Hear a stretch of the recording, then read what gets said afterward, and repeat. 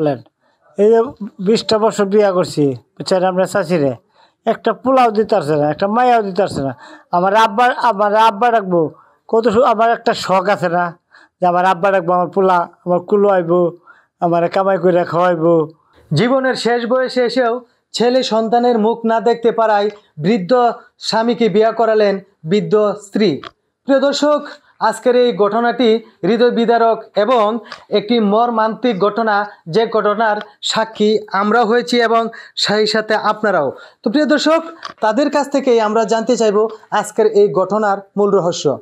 তো কাকি, আপনি এই বৃদ্ধ বয়সে এসে, সচরাচর আমাদের সমাজে এটা কেউ মেনে নিতে চায় না যে কাজটা আজকে করলেন আপনি, আসলে মূলত এই ঘটনাটা কি?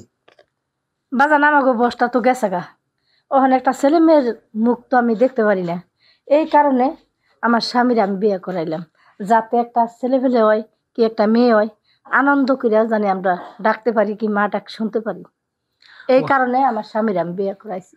ও আচ্ছা, সৎ মা হিসেবে আবার ভবিষ্যতে হিংসার প্রতি হিংসা, আবার ওনার ছেলেকে বা আপনাদের ছেলেকে বা মেয়েকে আবার অপমান বা কোনো জ্বালা যন্ত্রণা এগুলো করবেন না তো? না, আমাকে বস তো গেছেই গা, আমাকে কাল তো গেছে গে, ওরাই সুন্দর সংসার কাল ধরে থাকবো আর কি। কোনো আচ্ছা। হিংসা, কোনো কিনা, কোনো কিচ্ছু নাই। এটি যদি আমার মনের ভিতরে থাকতো, তাহলে তো আমার স্বামীর আমি বিয়ে করাইতাম না। প্রিয় দর্শক, একটি সন্তানের আশায় নিজের জীবন প্রায় বিসর্জন দিয়ে অন্য একটা নারীকে নিজের স্বামীর একদম সমকুলে উঠিয়ে দিল। এটা কিন্তু আসলে মূলত মারাত্মক একটা হৃদয় বিদারক। প্রিয় দর্শক, এই মুহূর্তে আমরা যিনি বিয়ে করেছেন বৃদ্ধ চাচা বা বৃদ্ধ স্বামী, ওনার সাথে আমরা একটু কথা বলবো যে আজকের এই ঘটনাটা ওনার কাছে কেমন লাগতেছে এবং এই ঘটনার পিছনের কারণটা কি। তো কাকা, আপনি যে আজকে বিয়ে করলেন, এই বয়সে তো মানে বিয়েটা বেশি একটা মানাইতেছে না, তারপরও আপনারা করেই ফেলছেন। বিশেষ করে আমাদের কাকি এটা আপনাদেরকে সম্মতি প্রকাশ করছে। তো এই বিষয়ে কি বলবো বলেন। এই যে 20টা বছর বিয়া করছি, বুঝছেন আমরা চাচিরে, একটা পোলাও দিতে পারছে না, একটা মায়াও দিতে পারছে না। আমার আব্বা ডাকবো আমার একটা শখ আছে না, যে আমার আব্বা ডাকবো, আমার পোলা আমার কুলো আইবো, আমার কামাই করে খাওয়াইবো। আমি মরে আমি আমি মরার থাকলে একটা দানাদারও তো দেয়, একটা পোলা থাকলে তো নাই। তার মানে আপনি বিশাল একটা আশা আকাঙ্ক্ষা নিয়ে আপনাদের মৃত্যুর পরেও জানি জানাজাটা অন্তত পড়তে পারে এরকম একটি সুসন্তান যদি আল্লাহ তাআলা দেয়, তাহলে এটাই ছিল আপনার মূলত উদ্দেশ্য। আচ্ছা, এখন হলো এই যে একদম মানে ইয়ং একজন নারী আপনি বিয়ে করলেন, তো ওনাকে কি আসলে আদৌ রাখতে পারবেন কি ভবিষ্যৎ পর্যন্ত? আপনারা দোয়া করেন আমি যে আমি রাখতে পারি।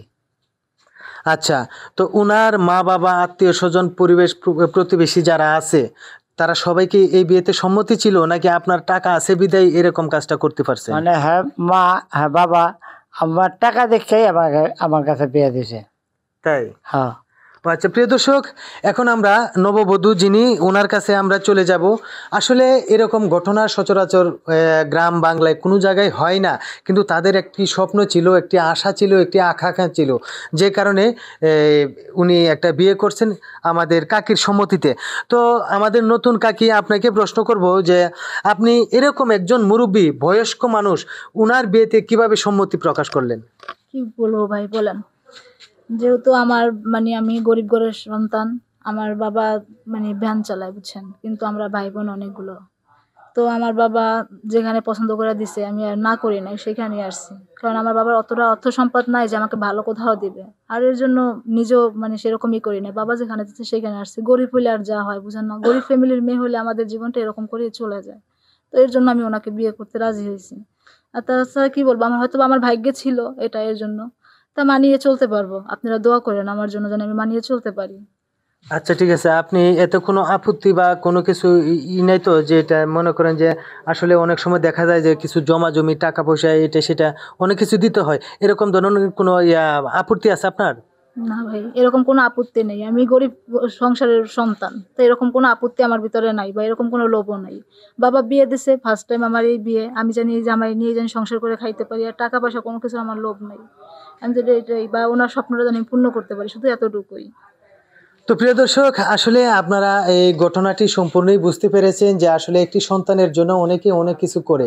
আর বিশেষ করে ওইদিকে আমাদের যে নববধূ, ওনারও বাবা মা যেভাবে সম্মতিটা প্রকাশ করছে, কারণ হলো ওনাদের পরিবারটা একটু দরিদ্র ছিল, যার কারণে এই বৃদ্ধ কাকার স্বপ্ন পূরণের জন্য ওনাকে ওনার বাবা মা এখানে বিয়ে দিয়েছে। তো প্রিয় দর্শক, এরকম ঘটনা কিন্তু অনেক জায়গায় ঘটে থাকে, যেটা কিনা হয়তো বা বৃত্তশালী থাকে বা যে কোনো ধরনের ক্ষমতাশালী, অথবা এরকম সম্মতির ক্রমে, হ্যাঁ, যারা কিনা সন্তান নিতে পারে না বা সন্তান হচ্ছে না, যার কারণেই কিন্তু এই ধরনের একটা সম্মতি প্রকাশ করে উভয় পক্ষ।